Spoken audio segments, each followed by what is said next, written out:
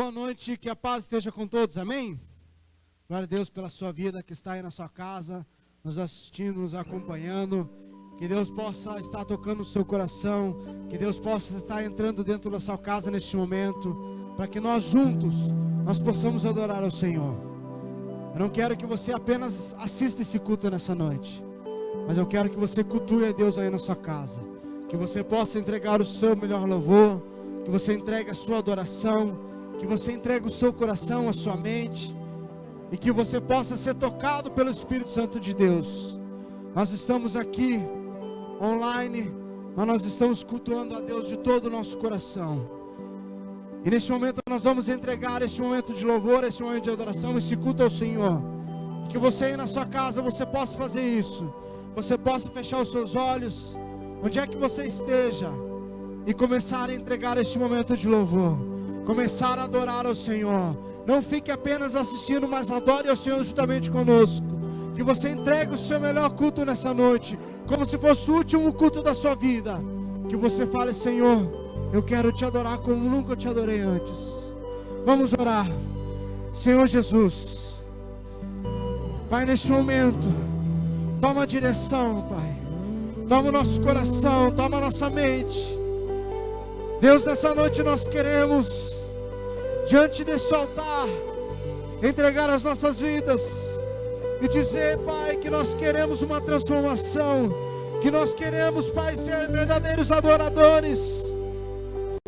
Senhor, que neste momento, Pai, nas casas onde estão assistindo esse culto, Pai, que os céus se abram nessa noite, que os céus se abram, Pai, e que venha providência, que venha cura, que venha manifestações, que venha transformações, que venham arrependimentos, Pai. Toma, Senhor, direção de todas as coisas. Nós queremos entregar este momento de louvor, este momento de adoração, diante das suas mãos, Pai. Que o Senhor faça aquilo que tenha que ser feito no nosso meio, que nós possamos ser curados através do louvor, que nós possamos ser transformados através do louvor, e que a nossa adoração suba como cheiro suave, Pai. Nós não somos merecedores, Pai, mas a Tua graça nos alcançou, o Seu amor nos alcançou, e é por isso que nós estamos aqui nessa noite. Não podemos estar presencialmente, mas nós estamos online, e nós cremos que muitas pessoas serão tocadas, que muitas famílias serão alcançadas através deste culto nessa noite. Oh, Santo Espírito de Deus, vem, Senhor, sobre esses lares, vem, Senhor, sobre as nossas famílias, vem, Senhor, sobre os nossos jovens, que nós possamos ser renovados, que nós possamos ser curados nessa noite. Oh, aleluias, adore ao Senhor nessa noite.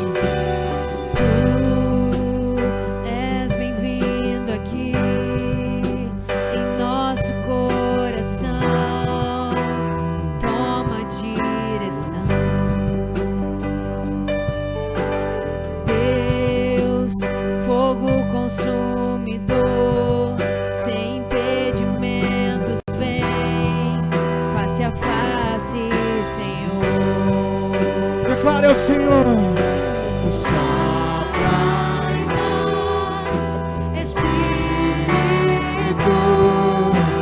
de... Nós te queremos, Deus. Declare mais uma vez: sopra em nós.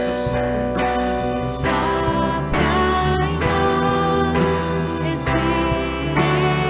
Comece a adorar ao Senhor aí na sua casa. Santo, santo é teu nome, Jesus.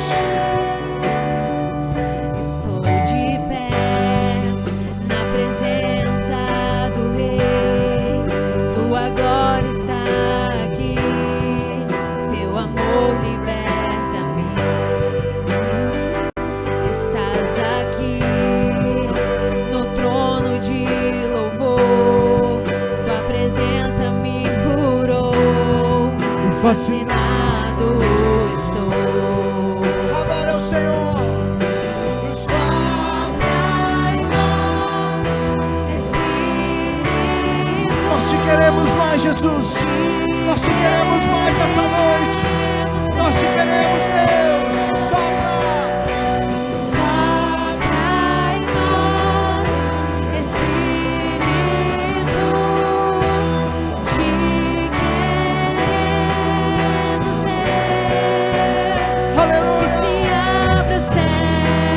isso sobre a sua casa, o teu reino vem, sobre a sua família, nossa fé está sobre a nossa igreja. Nós declaramos nosso Deus, que se abra os céus sobre a nossa nação. Sobre a nossa nação nós declaramos neste momento que se abram os céus e o reino do Senhor.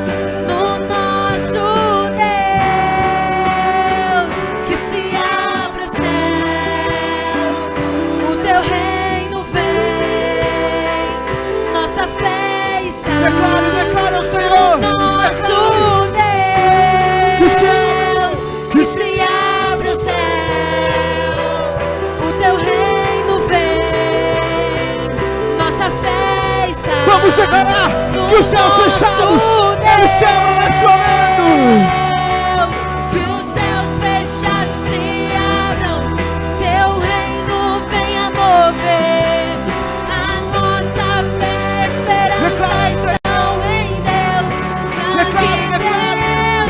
Que os céus fechados se abram, teu reino venha mover, a nossa fé, esperança estão em Deus, grande Deus. Que os céus fechados se abram, teu reino venha mover, a nossa E o nome dele, fé, e o nome dele, estão em e o nome Deus, dele. grande Deus. Yeshua.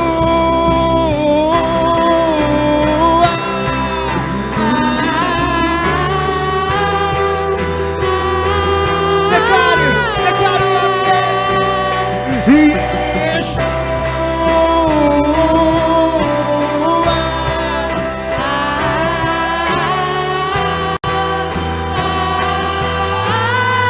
Diga ao Senhor.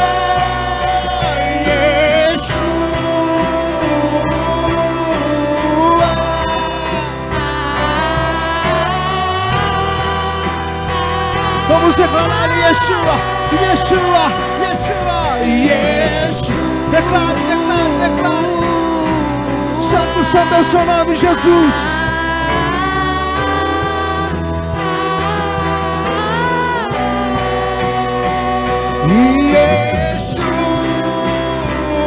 Yeshua.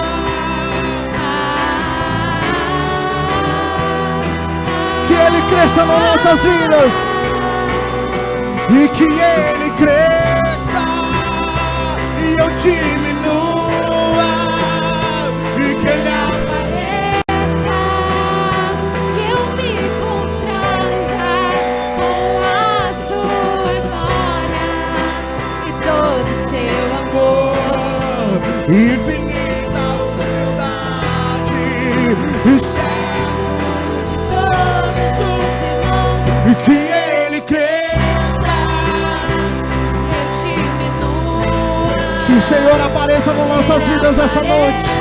Que o Senhor apareça e que nós possamos ser constrangidos com a sua glória. Sua glória e todo o seu amor, Infinita humildade. Vamos declarar mais uma vez. Servo de todos os irmãos, E que Ele cresça e eu diminua, que Ele apareça, e eu me constranja com a sua glória e todo o seu amor, infinita humildade, servo de todos. Continue adorando ao Senhor nessa noite.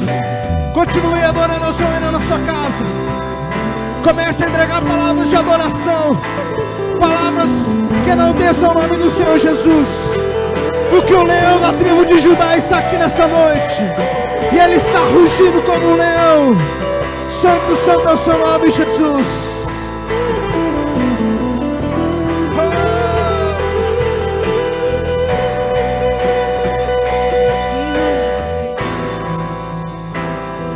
Adore ao Senhor. Santo, santo é o seu nome, Jesus. Vamos declarar que ruja leão, A terra estremeça diante da majestade. Aí na sua casa, comece a levantar sua voz nesse momento. E que ruja leão, a terra estremeça, toda a terra vai estremecer diante da majestade daquele que vive e daquele que reina. Declare: e que ruja leão, a terra estremeça diante da majestade de Jesus.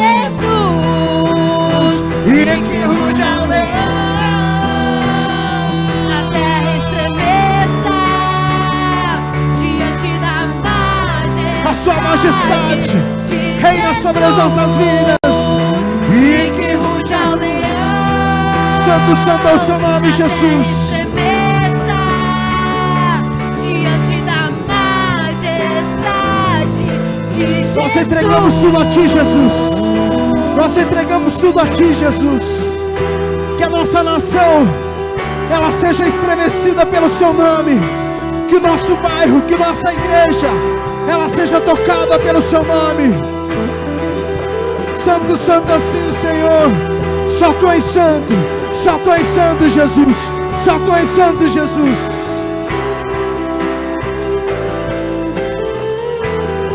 Te adoramos. Santo, Declare. Santo, Santo é o Senhor. Tu és santo. Só Tu és santo, Jesus. Santo, Santo é o Senhor. Tu És santo. Tu és santo, Jesus. Tu és santo, Jesus. Santo é. Comece a levantar a sua voz. Só Tu és santo. Tu és santo.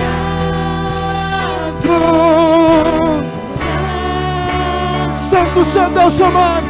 Santo é o Senhor. Tu És santo.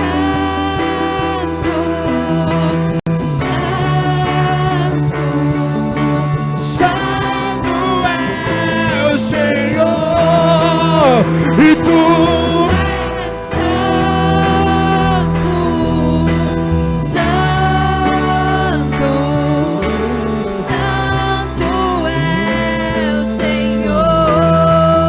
és santo, Jesus. Tu és santo, só Tu és santo, Senhor. Só Tu és santo, Jesus. Santo é o Senhor. Continue adorando ao Senhor. Jesus, nós abrimos nosso coração para ouvir aquilo que o Senhor tem nessa noite. Que nós possamos ser tocados pela palavra do Senhor nessa noite. Santo, santo é o seu nome, Jesus. Continue declarando: só Tu és santo. Só Tu és santo. Aleluia. É o Senhor. Tu és santo. Santo.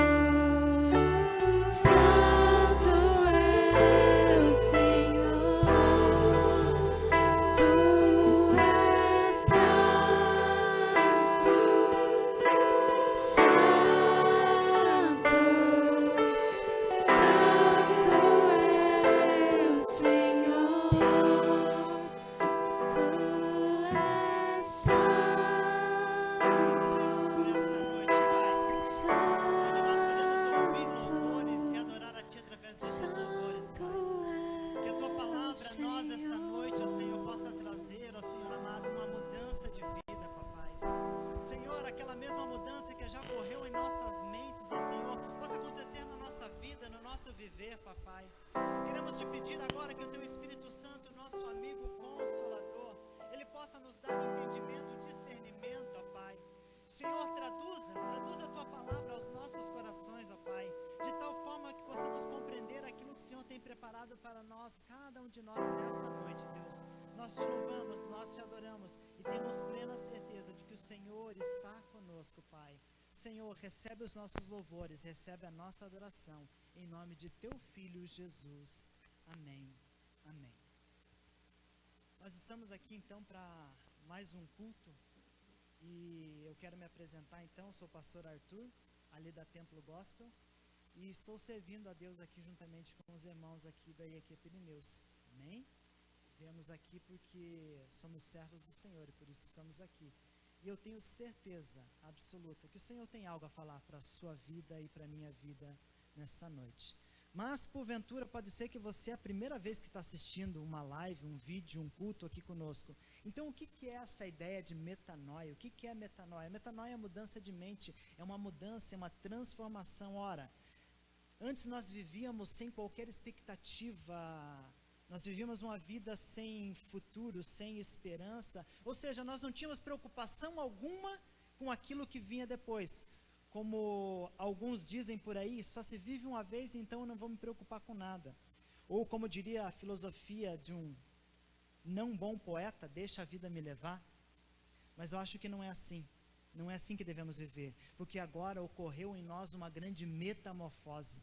Nós fomos então impactados por uma metanoia. Foi em nós implantados uma metanoia, ou seja, uma mudança de vida. A partir de agora nós mudamos. E essa mudança de vida, ela é uma ação da graça irresistível de Deus nas nossas vidas. Ou seja, na vida daquele que foi alcançado por esta graça. E todo esse processo, ele é mantido por algo, ele é mantido por uma expectativa. Qual que é essa expectativa? A expectativa é a razão e o fruto maior dessa mudança. Um dia nós vamos ter uma grande festa. Pois como nós vimos no último culto, você foi convidado para uma festa e você aceitou o convite, não foi assim? Mas o fato é que nós estamos vivendo dias bem turbulentos. Nós estamos vivendo dias como jamais alguns viveram. Jamais alguns imaginaram dias como esse. O cenário atual, ele é tão fora de padrão, ele é tão fora de controle que ele é capaz de roubar totalmente a nossa capacidade de controlar aquilo que durante muitos anos nós achávamos que estava na palma das mãos. E para muitos isso é motivo de total desespero. Mas para outros, porém, isso nos leva a uma profunda reflexão. Será que está próximo então o dia da nossa grande festa? Afinal, nós somos convidados para essa festa, mas essa festa ainda está para acontecer. Sabe o que eu posso dizer? Que o fato é que essa tal expectativa, ela vem delineando toda a história da igreja do Senhor. Ela está baseada numa espera. E essa espera, ela não pode ser uma espera alienada, ela não pode ser uma espera improdutiva. Antes ela deve demonstrar o quê? Uma ação efetiva em favor daquilo que esperamos. Ora, o que nós esperamos? Ora, eu estou ansioso, ou deveria estar ansioso, esperando o dia da grande festa. Deixa eu fazer um ponto aqui. Quando você é convidado para uma festa, eu vou pegar uma festa um pouco maior, não a festa de aniversário, aquelas que nós costumávamos ir antes da pandemia, uma festa de casamento, um casamento que é bem bacana assim. Você se veste de qualquer maneira? Lembra que foi falado no culto anterior? O anfitrião fala, eu gostaria que viesse com essa roupa ou com aquela roupa, e daí você vai de calção, de chinelo, de regata. Não, nós nos vestimos e nós nos portamos adequadamente para esta festa. Afinal, deve existir uma preparação prévia para uma festa dessa. Nós devemos nos preparar previamente para esta festa. Deixa eu contar algo bem engraçado para vocês. Quando eu era um pouco mais jovem do que eu sou hoje, eu lembro que eu fui fazer entrevista de emprego num lugar, e alguns, quem sabe, podem conhecer, é no Castelinho ali do Jardim das Américas, numa empresa chamada APK Transportes. E de fato, aquele lugar é um castelo. É um castelinho muito bonito. E a hora que eu entrei naquele lugar, um menino novo, de origem humilde, eu entrei naquele lugar era fantástico. O piso assim, você conseguia se ver no piso, aqueles móveis de melhor qualidade, aqueles lustres bonitos. E quando eu fui recepcionado, pediram para eu sentar num sofá. Gente, sabe aquele sofá que ele te abraça assim? Que você senta nele e ele te dá aquele abraço? Só que eu estava me preparando para uma entrevista de emprego. E na minha cabeça eu ficava, eu não posso me portar inadequadamente. Eu preciso sentar comportadamente, porque isso aqui pode ser um teste. Eu não posso me portar de maneira inadequada. Assim deve ser a nossa preparação para esta festa. Você foi convidado, glória a Deus. Você aceitou esse convite, ótimo. Então nós precisamos nos portar adequadamente para esta festa. Então, diante de tudo isso que eu falei, existe uma grande pergunta para mim e para você, que você pode responder aí na sua mente. Os mais novos não vão lembrar. Os mais experientes como eu vão lembrar de uma banda chamada Resgate, e eles têm uma música que a letra diz assim: viver cada dia como se eu estivesse às vésperas da sua volta. Essa deve ser a expectativa do cristão, essa deve ser a expectativa do crente. Assim nós devemos esperar para essa festa. Viver cada dia como se nós estivéssemos à véspera da sua volta. A pergunta que nós precisamos responder urgentemente, eu e você precisamos responder essa pergunta: qual é a nossa postura ante essa gloriosa espera? Como que nós temos nos portado diante da expectativa desta festa? Uma coisa eu posso te afirmar, eu quero que você guarde: vai ter festa, vai ter festa. Você foi convidado, mas você precisa se portar adequadamente. Eu quero ler um texto da palavra de Deus, para a gente recorrer então a lições importantes acerca desta preparação que eu falei. Afinal, pastor, você falou de preparação aí, mas então me ajude nessa preparação, eu vou te ajudar nessa preparação. Paulo aos Filipenses, lá no capítulo 3, ele vai nos ensinar que nós devemos prosseguir rumo ao alvo. Ora, qual que é o nosso alvo? O alvo é a festa, então nós vamos prosseguir para este alvo. Filipenses, capítulo 3, a partir do versículo 12. Filipenses 3, a partir do versículo 12. Diz assim a palavra do Senhor, Paulo aos Filipenses: não que eu já tenha obtido tudo isso, ou que tenha sido aperfeiçoado, mas eu prossigo para alcançá-lo, pois para isso também fui alcançado por Cristo Jesus. Irmãos, não penso que eu mesmo já tenha alcançado, mas uma coisa eu faço, esquecendo-me das coisas que ficaram para trás e avançando para as que estão adiante, eu prossigo para o alvo, a fim de ganhar o prêmio do chamado celestial de Deus em Cristo Jesus. Todos nós que já alcançamos a maturidade, devemos ver as coisas desta forma, e se em algum aspecto vocês pensam de modo diferente, isso também Deus os esclarecerá. Tão somente vivamos de acordo com o que já alcançamos. Irmãos, sigam unidos ao meu exemplo, e observem os que vivem de acordo com o padrão que lhe apresentamos, pois como já lhe dissemos repetidas vezes, e agora eu repito com lágrimas, há muitos que vivem como inimigos da cruz.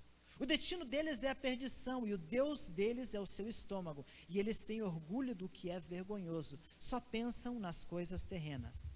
A nossa cidadania, porém, está nos céus, de onde esperamos ansiosamente o Salvador, o Senhor Jesus Cristo, pelo poder que capacita a colocar debaixo do seu domínio todas as coisas. Ele transformará os nossos corpos humilhados, tornando-os semelhante ao seu corpo glorioso.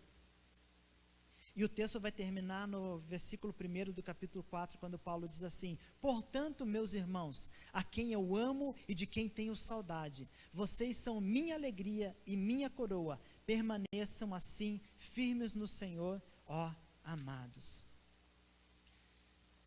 Eu vou tentar de forma breve aqui passar o contexto desta carta de Paulo aos Filipenses. Quem que eram os Filipos que nós estamos falando? Filipos era uma cidade importante da Macedônia, era uma colônia romana, ou seja, foi colonizada pelos romanos. E lá neste lugar tinha uma igreja fundada pelo apóstolo Paulo, esse que nós falamos agora. Alguns estudiosos, eles vão dizer que era uma Roma em miniatura. Assim como nós dizemos que Curitiba é uma pequena Europa, assim então Filipos era uma pequena Roma, sobretudo pelo grande contingente de romanos que habitava naquele lugar, que morava naquele lugar. Ora, quem que eram os filipenses então? Os filipenses, eles tinham uma grande influência, ou seja, eles sofriam uma grande influência romana. Então os filipenses, eles queriam imitar em tudo os romanos. Eles queriam imitar os romanos no modo de vestir, eles queriam imitar os romanos no modo de agir, ou seja, eles queriam imitar o modus operandi dos romanos. Eles queriam ser igual aos romanos. Primeiro ponto que eu preciso que você guarde no seu coração aqui: nós estamos neste mundo, mas nós não somos deste mundo. Guarde isso no seu coração. Nós não devemos nos portar como aqueles que são deste mundo. A nossa festa é outra. O nosso alvo é outro. Então nós não podemos nos portar da forma como este mundo se porta. Pastor, quando você fala mundo, o que você está dizendo? Quando eu falo de mundo, eu estou dizendo o sistema de governo humano que opera neste mundo. É isso que eu chamo de mundo.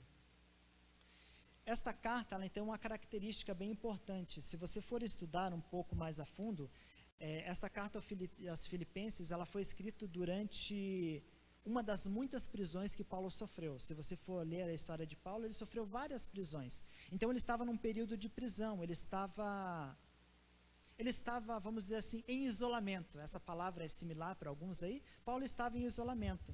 Tá? Mas o importante é que, mesmo preso, isolado, Paulo não deixa de apresentar uma marcante característica, que os tradutores vão chamar de, ou vão defender, que é a alegria abundante, ou alegria triunfante. A carta, ela vai estar marcada por alegria e alegrar-se, que vai aparecer por cerca de 14 vezes no texto. Pastor, eu estou em casa, eu estou preso, eu não posso sair, e você vem me falar de alegria? Bom, Paulo estava numa situação muito pior do que você vive hoje, e ele fala aos filipenses: alegrem-se no Senhor, sempre alegrem-se no Senhor. Então, ainda que ele estivesse em isolamento, ele não esmoreceu, ele estava vivendo a alegria do Senhor. O que eu preciso entender enquanto filho e filha de Deus? Ainda que eu esteja passando por severa provação, ainda que eu esteja passando por difíceis lutas, eu não posso me portar de forma inadequada, ou seja, me apresentar cabisbaixo, sabe? Crente de cabeça baixa, cabisbaixo. Pastor, eu não posso ficar triste? Eu não disse isso. Eu estou dizendo que você não pode ficar andando por aí choramingando pelos cantos. Você tem que se portar alegremente, afinal o teu Salvador vive. Amém? E ninguém falou que seria fácil mesmo. Essa luta não é fácil, a luta é difícil. Se fosse fácil, qualquer um entraria nela. Não sei se vocês sabem, tem uns caras por aí que gostam de se meter a corredor. Os caras gostam de correr. E eu fui me envolver no meio desse povo aí, foi querer começar a correr, sabe?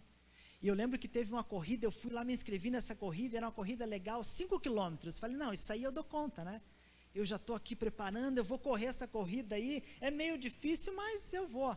E me inscrevi, era uma corrida ali no SIC ali, eu fui participar dessa corrida. 5 quilômetros, tranquilo. 40 minutinhos eu termino essa provinha aí, saio com a minha medalha e ainda alegro minha mulher e os meus filhos que estavam me esperando lá na linha de chegada. E eu saí, eu e o meu filho mais velho.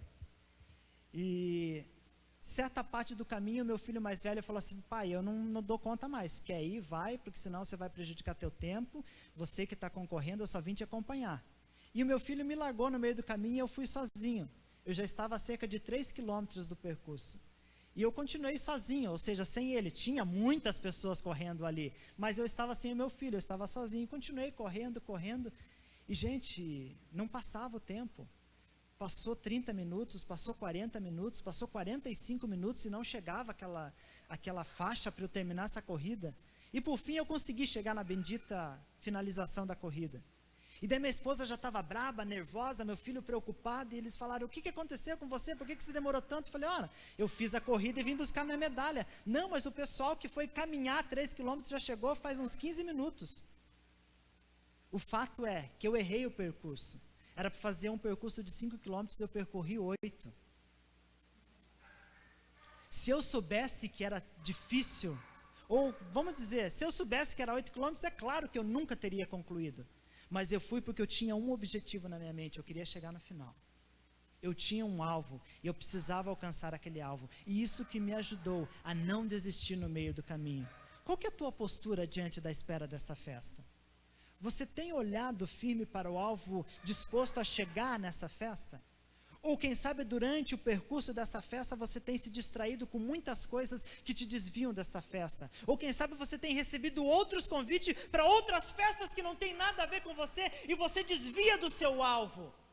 Você sai da caminhada que você precisa ir para chegar na sua grande festa. O nosso alvo Nos aguarda, o nosso alvo é uma grande festa que está sendo preparado com todo carinho. Você foi convidado para essa festa, você aceitou o convite, agora nós precisamos nos preparar e nada pode nos desviar deste caminho. Por isso o tema desta mensagem é prosseguindo para o alvo. Eu vou prosseguir para o alvo. O meu alvo é esta grande festa que está sendo preparada para mim e para muitos outros irmãos.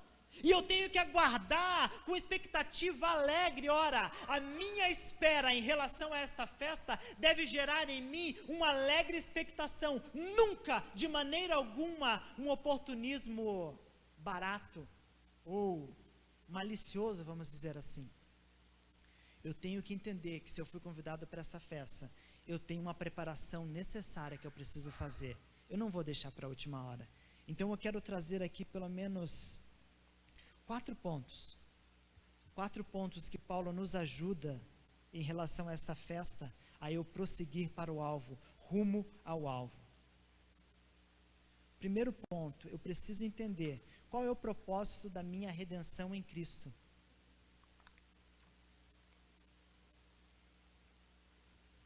Por que eu fui alcançado? Você já se fez essa pergunta? Por que o Senhor me resgatou? Por que Ele me libertou? Deixa eu te dizer uma coisa, quando Paulo escreve esta carta aos Filipenses, ele tem em mente, caso você não saiba, depois você pode estudar com mais profundidade, ele tem em mente os Jogos Olímpicos, e sobretudo a figura dos corredores. Eu estou defendendo a classe hoje. Então Paulo, ele tinha na sua mente aquele grande evento, os Jogos Olímpicos, e a figura do corredor. Uma importante característica desses jogos que você precisa guardar no seu coração é que somente os cidadãos gregos é que podiam participar desses jogos. Hoje, a maioria participa aí das maioria dos Jogos Olímpicos, dada uma prévia preparação. Mas naquele tempo só os cidadãos gregos podiam disputar os jogos. Só aqueles que eram dignos daquele evento. Se você recebeu um convite, é porque você é digno deste convite. Guarde isso no seu coração. Então, dessa forma, participar desses jogos não concedia o direito daquela pessoa participar dos jogos. Ele só participava dos jogos porque ele tinha o direito de participar. Faz sentido para você? Quem sabe você pensa assim, por que eu recebi esse convite? Então eu estou recebendo um direito? Não, você só recebeu um convite porque você tem esse direito, que foi conquistado para você lá na cruz do Calvário. Um certo estudioso erudito, ele disse exatamente assim, eu vou ler na íntegra. Nós não corremos a fim de conquistar um direito, antes corremos por um direito que já por nós foi conquistado lá na cruz do Calvário. Isso tem que me trazer motivação de continuar firme nesta corrida. Ora, eu sou alguém escolhido para caminhar, para ir para esta festa, então eu preciso olhar para o alvo e não me desviar de maneira alguma. Na cruz é que foi comprado esse direito. Então, assim como esses corredores que Paulo tinha na mente, o que eu preciso guardar? Esses corredores, eles não tinham que ter a preocupação quanto ao desafio. Por quê? Porque eles já estavam lá, aptos para o desafio. A preocupação deles, então, era se preparar a chegar naquele alvo proposto. Esse era o cuidado deles. Eu não tenho que preocupar se eu vou para esta festa, eu vou. Ora, se eu vou, então eu tenho que me preparar adequadamente para esta festa. Esse deve ser o nosso cuidado. Então eu vou traduzir isso como eu devo honrar. Eu devo honrar o privilégio que eu tenho de participar deste evento. Eu tenho que honrar o privilégio que eu tenho deste convite que me foi dado. Eu tenho que honrar o privilégio que me foi dado dentre tantas as pessoas. Eu ser um escolhido participar desta festa. O meu alvo tem que estar muito claro. Eu vou honrar o convite para esta festa. E nada vai me impedir de honrar este convite. Diante desta alta responsabilidade e privilégio que nós temos que nos portar de forma digna. Nós devemos prosseguir nessa carreira de maneira honrosa. Não pode ser de qualquer maneira. Esse é o motivo da sua redenção. É a confiança que existe em você, que você vai se portar de maneira honrosa a fim de chegar a esta festa. Esse é o motivo da sua redenção. A graça do Senhor alcançou o miserável homem pecador que nós somos, a fim de que o nome e somente o nome dele fosse glorificado. Para isso você foi resgatado, para isso aconteceu a tua redenção, para que o nome do Senhor fosse exaltado e glorificado. A nossa redenção tem uma única e exclusiva objetivo. Um único e exclusivo objetivo: glorificar o nome do Senhor. Valorize e honre este convite. Ora, beleza, eu entendo o propósito da minha redenção. Então agora o que eu preciso fazer? Eu preciso reconhecer as minhas limitações. Porque com certeza na tua mente você diz assim: pastor, não é fácil não, você não sabe o que eu passo. Realmente eu não sei o que você passa, você não sabe o que eu passo. Então nós precisamos cada um individualmente reconhecer as nossas limitações sem olhar atrás. Eu olho as minhas limitações e não olho para trás. Os versículos 13 e 14 vão tratar disso. Paulo continua na analogia então do corredor dos Jogos Olímpicos. Ele fala em prosseguir para o alvo em busca de um prêmio. Ponto. O que é este prosseguir que Paulo fala? Deixa eu fazer uma pausa aqui. Cada palavra da Escritura, ele tem um significado muito importante. Guarde isso no seu coração. É uma pausa totalmente fora do contexto da mensagem, mas que o Espírito Santo me direciona a te dizer. Cada vírgula e ponto da palavra de Deus é uma mensagem importante ao homem e à mulher de Deus. Vamos lá, o que é este prosseguir? Este prosseguir que Paulo fala, prosseguindo para o alvo, rumo ao prêmio da soberana vocação em Cristo, este prosseguir para o alvo, ele tem aqui o significado de empenhar um esforço extremo. Não é de qualquer maneira. Prosseguir é empenhar um esforço extremo. É como se fosse a figura de um caçador. É a figura de um caçador olhando para a sua caça, para a sua presa. Ele vai com toda a garra para conseguir essa presa. Por que Paulo usa essa figura? Ora, se nós lembrarmos um pouco antes, Paulo ele era o quê? Ele era um perseguidor de cristãos. E se você for ler a biografia de Paulo, ele era um veemente perseguidor de cristãos. Ele caçava cristãos com toda a sua força, com todo o seu empenho. Agora ele caça o prêmio da soberana vocação em Cristo, com todo este empenho que ele tem. Se os cristãos, se nós crentes, tivéssemos a mesma força, o mesmo vigor, o mesmo zelo das coisas do reino, como nós temos zelo com o nosso trabalho, como nós temos zelo com os nossos estudos, como nós temos zelo com aquilo que nos dá prazer deste mundo, as minhas coisas. Se os cristãos tivessem o mesmo zelo com as coisas do reino, assim como tem com as coisas que lhe apraz, nós poderíamos ver uma grande revolução no mundo. Se nós tivéssemos o mesmo vigor de lutar pelas coisas de Deus, como lutamos pelas coisas que nós desejamos ter, com certeza o mundo já teria sido impactado pela palavra de Deus. O alvo aqui mencionado, ele deve ser entendido então como a faixa de chegada. O alvo que Paulo fala é aquela faixa de chegada, é a faixa de chegada que está lá na raia do corredor. Então o corredor ele está olhando e esperando chegar naquela faixa. Então o que é interessante entender aqui? Eu tenho que fixar o meu olhar para a minha linha de chegada, de forma que o percurso que eu já percorri já não importa mais. Se você conversar com qualquer corredor, você vai conversar com ele e você vai perguntar para ele, quando você está correndo, você fica olhando para trás para ver o quanto você já correu? Ele vai te dizer, não, eu olho para frente para ver quanto falta eu percorrer, porque o meu alvo é a faixa de chegada. Assim Paulo fala, eu não posso mais olhar para as coisas que para trás ficaram, lamentando as coisas que para trás ficaram, lamentando as coisas que eu deixei para trás, lamentando as coisas que quem sabe eu precisei deixar para trás. Não, eu tenho um alvo, eu vou prosseguir para o alvo, eu estou na raia da corrida e eu quero chegar naquele alvo. Eu não posso olhar para trás, porque qualquer olhada para trás, qualquer olhada para o lado pode me fazer tropeçar, pode me fazer cair, me impedindo de continuar a minha corrida. Eu tenho uma corrida que me é proposta, Paulo diz, e eu preciso perseverar nessa corrida, olhando sempre para o alvo, nunca para os lados, nunca para trás. O meu alvo é Cristo, o meu alvo é a grande festa que está sendo preparada para aqueles que perseverarem até o fim. Essa é a grande festa que é preparada só para aqueles que cruzam a linha de chegada. Ah, mas eu percorri já grande parte desta corrida. Não vai adiantar. Eu preciso cruzar a linha de chegada. Naquele lugar lá em Filipos existiam alguns cristãos nominais. O que é cristão nominal? É aquele que diz que é cristão, mas não vive como um cristão.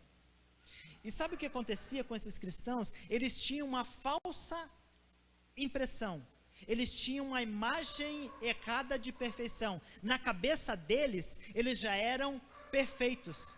E quando eu acho e entendo que eu já sou perfeito, que eu já consegui tudo, isso me impede então de provar e desenvolver então plenamente como o Senhor deseja que eu me desenvolva. Por que eu preciso reconhecer as minhas limitações? Para que eu não impeça o meu pleno desenvolvimento. Pastor, quando vai chegar o meu pleno desenvolvimento? Depois que você cruzar a linha de chegada. Depois que você já estiver na festa. Depois de que você já estiver à mesa com o teu Salvador. Aí você vai alcançar a plena redenção e o pleno desenvolvimento da sua vida. Cuidado. Muito cuidado com esta falsa aparência de perfeição, diante da verdadeira que só será obtida naquele grande dia.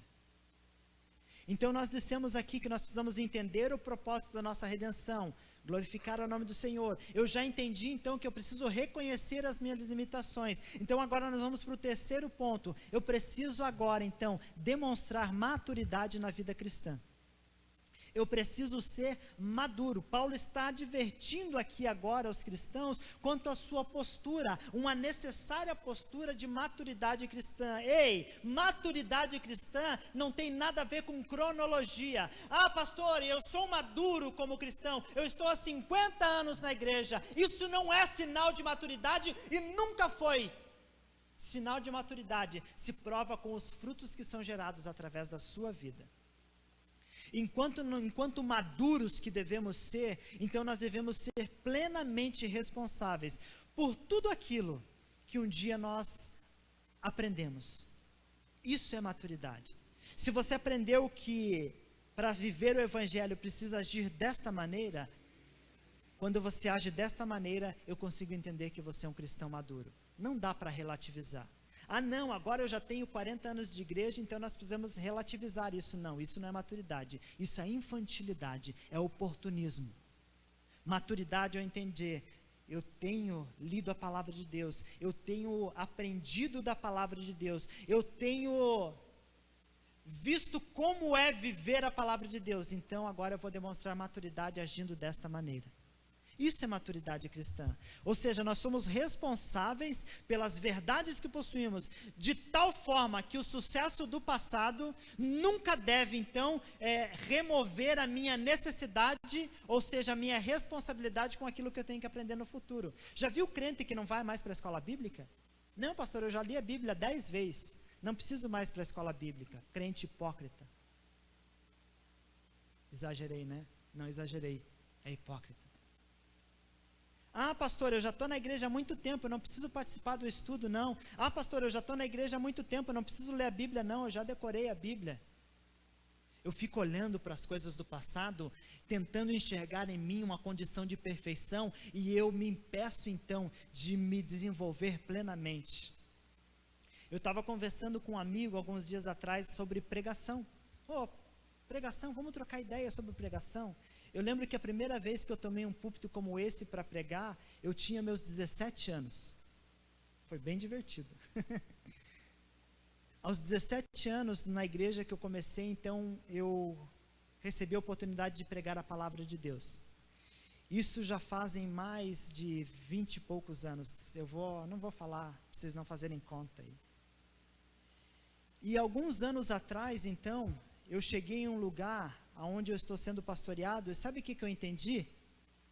Eu não sei nada sobre pregação, eu não sei pregar, e eu preciso aprender mais e mais, porque aquilo que ficou para trás não serve para me desenvolver plenamente agora no futuro. Então eu voltei a estudar, eu voltei a ler, eu voltei a me preparar enquanto pregador. Se enquanto pregador, alguém que estuda a palavra e transmite a palavra, eu já tenho que ter uma preparação, imagine como aquele que vai morar no céu, aquele que vai participar da grande festa. Será que eu não tenho que todos os dias levantar com a minha mente pensando, eu preciso ser maduro, e um cristão maduro não baixa a sua guarda.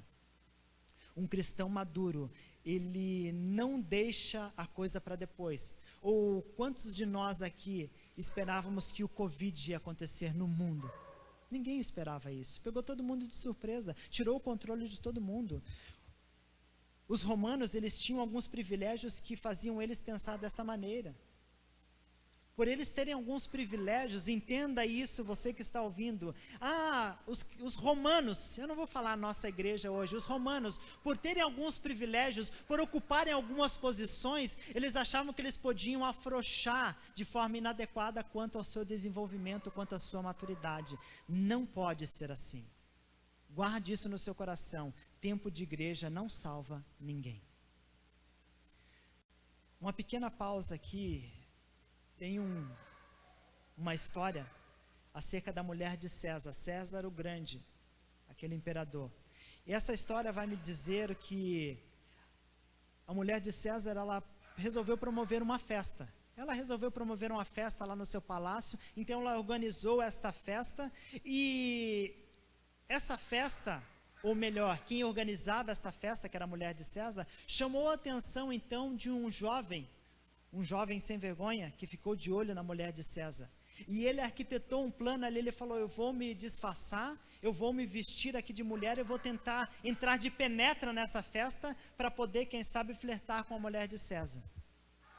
E a história vai dizer que esse homem, ele não conseguiu obter sucesso no seu intento, porque ele foi descoberto antes de que ele conseguisse entrar nesta festa. Ora, esta festa era reservada só para mulheres, só mulheres participavam desta festa. E ele foi descoberto, então foi expulso daquele lugar, sem que conseguisse chegar próximo, nem próximo da mulher de César ele chegou. Mas a história vai nos dizer que César, ao saber dessa situação, de imediato ele manda esta mulher embora, a sua mulher, Pompeia. Então ele se separa, ele larga, ele divorcia, ou ele manda embora a sua mulher. E as pessoas vão questionar César, peraí, ela não fez nada, o homem que intentou contra ela, ela não fez nada. Então César, ele fala a seguinte frase, a mulher de César não basta ser honesta, ela deve parecer honesta. Não basta eu dizer que sou cristão, eu preciso parecer cristão. Não basta eu falar que sou crente, eu preciso parecer crente. Sabe, aquele homem com a Bíblia debaixo do braço, está faltando bastante nos dias de hoje. Isso é, sim, maturidade cristã. A aparência de cristão demonstra a tua maturidade cristã. Como que anda a tua aparência de cristão? Como que você tem se portado enquanto filho e filha de Deus? César disse que a mulher de César precisa estar acima de qualquer suspeita. E eu achei fenomenal o que ele disse. Um cristão verdadeiro deve estar acima de qualquer suspeita. A mulher de César não basta ser honesta, ela precisa parecer honesta. Maturidade é sim uma questão, inclusive de aparência. Daí eu te trouxe toda uma carga, eu preciso entender o propósito da minha redenção. Já desce meio atravessado, eu preciso reconhecer as minhas limitações. É bem difícil para o ser humano reconhecer as suas limitações. Daí eu digo que nós precisamos demonstrar maturidade, daí você ficou meio tonto. Então como que eu vou fazer isso? Com certeza veio essa pergunta na sua mente. Como que eu vou fazer tudo isso, pastor, para chegar nessa festa que me espera? O quarto ponto diz que nós devemos imitar bons modelos de vida cristã. Nós devemos ter boas referências de vida cristã. Quem que é a tua referência de vida cristã? Quem que te discipula? Não, eu ando sozinho, eu sou vida louca mesmo e não preciso de ninguém. Não dá certo, meu querido. Não vai funcionar. Nós precisamos ter bons modelos de vida cristã. Paulo, aos Filipenses, ele reconhece uma preocupante falta de referência. Lembra que nós falamos dos Filipenses? Quem sabe você pergunta, por que você fez todo aquele contexto? Para nós entendermos os dias que nós vivemos hoje. Os filipenses não tinham referência alguma de vida cristã. Apesar de haver uma igreja ali implantada, quem dominava aquele lugar eram os romanos. Eles não tinham uma boa referência. Então Paulo se coloca a ele mesmo como um bom modelo.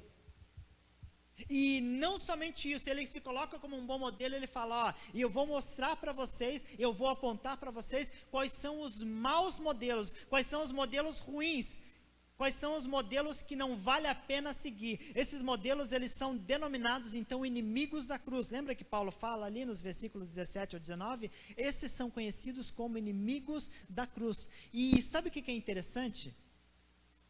Depois você estuda aí, com calma. Esses inimigos da cruz não era gente fora da igreja, era gente dentro da igreja, que serviam como maus modelos para os cristãos. Sabe aquela frase, nossa, você é crente, nem parece? Isso é maldição na tua vida, não é bênção. Se alguém falou isso para você algum dia, se sinta entristecido com esta frase. Porque as pessoas têm que olhar para você e falar assim, nossa, você é crente, né? Daí você fala, sim, eu sou crente, ou como diria o Resgate, a gente é Loki mesmo. É assim, eu sou diferente. Os maus exemplos que Paulo narra ali, ele fala pelo menos 3 classes de maus exemplos. Ele vai falar sobre os imorais, ele vai falar sobre os glutões, e ele vai falar sobre os libertinos.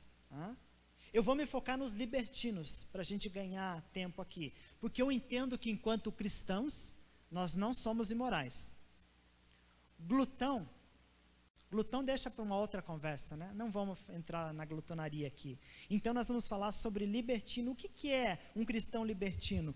Cristão libertino é aquele que anula os valores e o significado da cruz de Cristo. O valor e o significado da cruz de Cristo é a morte.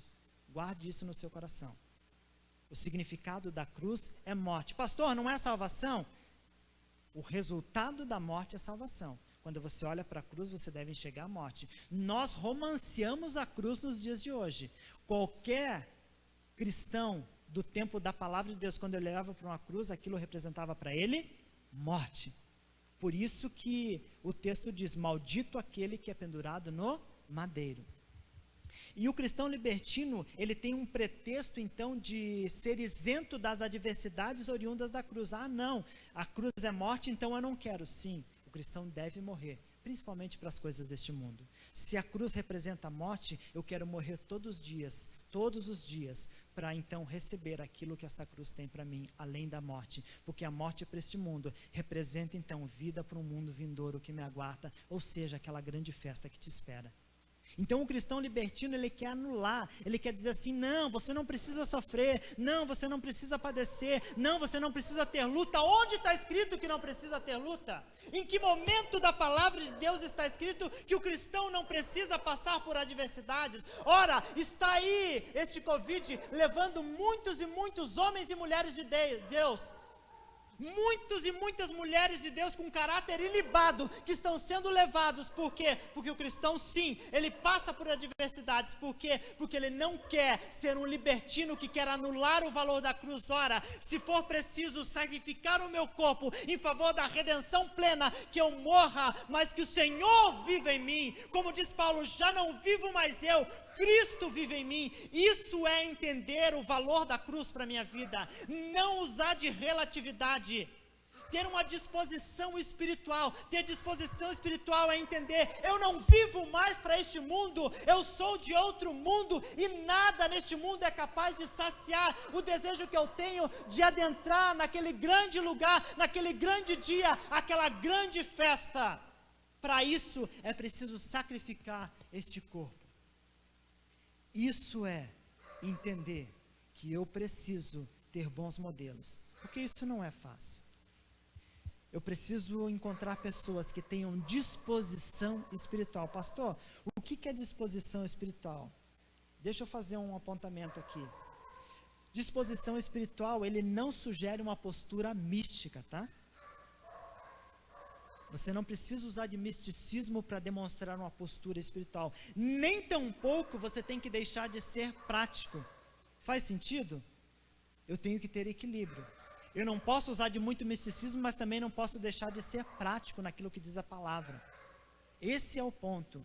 Então eu preciso pensar as coisas com muita clareza. Eu preciso ser racional quanto às coisas espirituais. Por mais louco que isso possa parecer, ora, é metanoia, mudança de mente, então você vai aprender a mudar a sua mente. Ora, eu preciso observar as coisas espirituais de forma racional, a ponto de colocar tudo isso de forma prática na minha vida. Isso é imitar bons modelos. Eu preciso olhar para esta terra sobre o ponto de vista do céu. Essa é a verdade. Eu olho para as coisas dessa terra com o ponto de vista do céu. Tem um grande estudioso da palavra que ele diz exatamente assim, eu também quero ler na íntegra. Ele diz assim: alguns cristãos pensam tanto nas coisas do céu, ao ponto de não valerem nada na terra. Isso também é ruim, tá, meu querido? Não existe nada mais ruim do que você olhar. Eu vou usar um ambiente bem conhecido, um ambiente profissional, onde você olha um cristão, e ele é tão espiritual que as pessoas olham para ele e falam assim, só podia ser crente para ser um funcionário tão ruim assim. Isso também não é bom. Eu preciso ter um equilíbrio, eu preciso entender que como que eu sou um cristão espiritual, é sendo o melhor funcionário daquela empresa, a ponto das pessoas olharem e falarem, nossa, esse é o melhor funcionário que eu tenho aqui, e além de tudo ele é cristão. Isso é um bom modelo a ser seguido. Se você encontrar pessoas assim, são pessoas dignas de serem seguidas.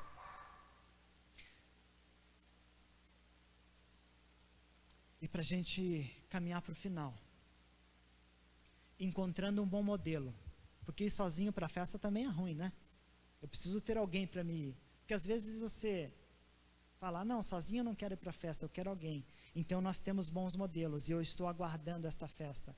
Paulo ele vai encerrar então o trecho desta perícope, ou seja, esse texto aqui, recordando a nossa real cidadania. Qual que é a minha real cidadania? Eu sou cidadão dos céus, eu não pertenço a este mundo, eu não sou deste mundo. Portanto, Paulo disse, fiquem firmes, afinal, você tem um convite. Fica tranquilo, o convite já está aí com você. Apesar de toda essa carga cultural que quem sabe você está sofrendo, todo esse embaraço que você vive no meio que você está, ou seja, é uma identidade temporária. O que nós temos aqui é uma identidade temporária, e nós não podemos de maneira alguma, como fizeram os filipenses, querer viver do modo como este mundo vive. Não, eu estou aguardando para uma grande festa. Quando as pessoas olharem para mim, elas têm que olhar assim e falar, nossa, você está indo para uma festa? Sim, eu estou indo para a maior festa que este mundo já pôde esperar. As pessoas têm que olhar para mim e ver isso, porque a minha pátria não é daqui, a minha festa não são essas pequenininhas que acontecem por aí. A minha festa vai ser a maior festa que o mundo já pôde ver, e eu tenho que agir desta maneira. O nosso convite é dessa festa. Não se distraia com outras festas, fique firme. Quem sabe você vai, durante o caminho, você vai receber muitos outros convites, mas você não pode ceder a esses convites, porque o maior e melhor convite que você tem é a festa da tua redenção plena em Cristo Jesus. A nossa esperança e razão maior da alegre expectativa que temos é essa, sabe qual é? O anfitrião da festa que vem te buscar para essa festa. É isso que tem que te fazer ficar firme. Quem sabe você está dizendo para mim, pastor, está demorando. Fica tranquilo, o anfitrião da festa, ele mesmo vem te buscar para esta festa. É motivo de alegria, é motivo de aguardar com muita alegria, porque ele mesmo vem te buscar para a festa. O Senhor virá, ele vem te buscar, a festa está sendo preparada, a festa está ali te esperando, e ele vem te buscar para esta festa. Não é qualquer pessoa, é o próprio anfitrião que vai na tua casa te buscar para esta festa. Por que você não vai estar preparado esperando por ele? Não se distraia, não perca tempo com outras coisas. O Senhor, ele está ansioso para vir te buscar para esta festa. Eu quero encerrar então esse texto aqui, essa mensagem, esse sermão, voltando para a analogia então do corredor. Não somente naquele tempo, nos dias de hoje também, mas sobretudo naquele tempo que nós vimos ali, Paulo trazendo aos Filipenses, o vencedor da corrida, ele era concedido a ele o direito de comparecer diante do juiz para receber o seu prêmio. Sem contar com outros inúmeros benefícios que ele poderia desfrutar pelo direito. Você consegue imaginar a festa que aguardava esse corredor? Você consegue imaginar a grande festa que aguardava aquele que cruzava a linha de chegada? A minha pergunta para você hoje é: quem é você nessa corrida? Quem é você rumo a este alvo? E a minha segunda pergunta é: como que está a sua preparação para esta festa? Eu quero que você lembre de uma coisa e guarde no seu coração: a redenção é gratuita, mas ela nunca será sem esforços. Portanto, eu preciso que você prossiga para o alvo, e essa vai ser a minha oração agora, que você possa olhar para o alvo, prosseguir para o alvo, rumo ao prêmio, rumo à festa que te aguarda, e o próprio anfitrião é que vem te buscar para esta festa. E eu quero orar com você. Aonde você está agora, se você puder, eu gostaria que você colocasse a mão à altura do seu coração agora, no seu peito, e que você possa orar comigo então, pedindo para que o Senhor venha te ajudar nesta corrida. Deus, nós somos gratos a Ti, meu Pai, por esta palavra que foi trazida a nós nesta noite, papai. Quero te pedir que o Teu Espírito Santo nos ajude a entender, a discernir esta palavra que a nós foi dirigida esta noite, Pai. Que nós possamos entender, ó Pai, que uma grande festa nos espera, Pai. Não uma festa que este mundo oferece, mas uma festa que é preparada lá no reino celeste, na nossa morada eterna, papai.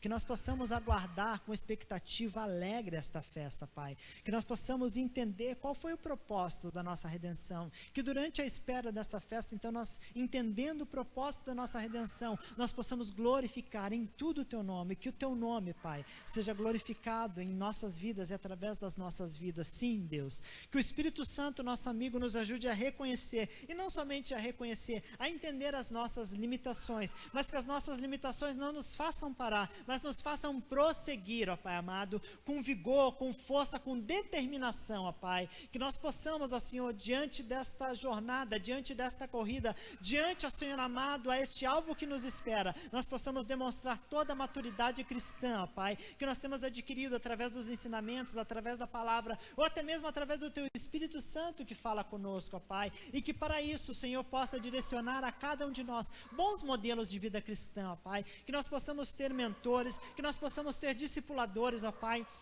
assim também como nós possamos discipular outros que de nós precisam, ó Pai. Nos ajude, ó Senhor, a não ser cristãos libertinos, ó Pai, que anulam os valores da cruz, mas que nós possamos nos comprometer com os valores da cruz, ó Pai amado, morrendo para as coisas deste mundo e, ó Senhor amado, nascendo para as coisas que vêm de Ti, ó Pai. Nos ajude a ficar firmes, ó Senhor amado, e sempre perseverantes, ó Pai amado, que nesta corrida, Pai amado, que nesta corrida nós possamos ser aqueles que prosseguem para o alvo, ó Pai amado, que cruzam a faixa de chegada, aqueles que vão poder celebrar, ó Senhor, se alegrar naquela grande festa que nos espera.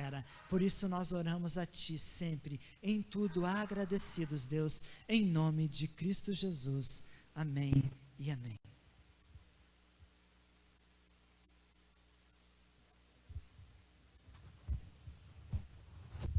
Glória a Deus, aleluias. Que palavra, que você que está nos assistindo, que você possa abrir seu coração. Aqui o chicote estrala mesmo, hein? Aqui não tem brincadeira, a gente tem falado isso para você. Se a palavra do Senhor, se a Bíblia que está aí na sua casa, aberta no Salmo 91, não te confrontar, não mudar a sua vida, eu não sei para que ela serve. Então que você prossiga para o alvo, que você se prepare para a festa. Já imaginou? Jesus está lá agora, colocando o terno dele dos céus, apertando a gravata agora, dando aquela ajeitada naquele cabelo lindo, o noivo está se preparando, está terminando de se arrumar, e ele está vindo para te buscar. Então fica preparado, prossiga para o alvo, ele é lindo demais, ele vem te buscar com certeza. Então que essa palavra ela gere fruto na sua vida, que você olhe para ela e fale, não, tenho que mudar, preciso de maturidade, preciso prosseguir, parar de ficar olhando para trás dos tropeços e continuar. Que você seja abençoado. Nós queremos encerrar e te convidar. Domingo tem live de noite, tem culto de manhã, 9 horas.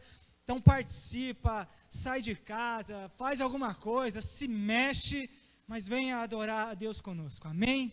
Eu quero encerrar esse culto e te abençoar. Então que você coloque suas mãos na posição de receber e que você continue adorando a Jesus.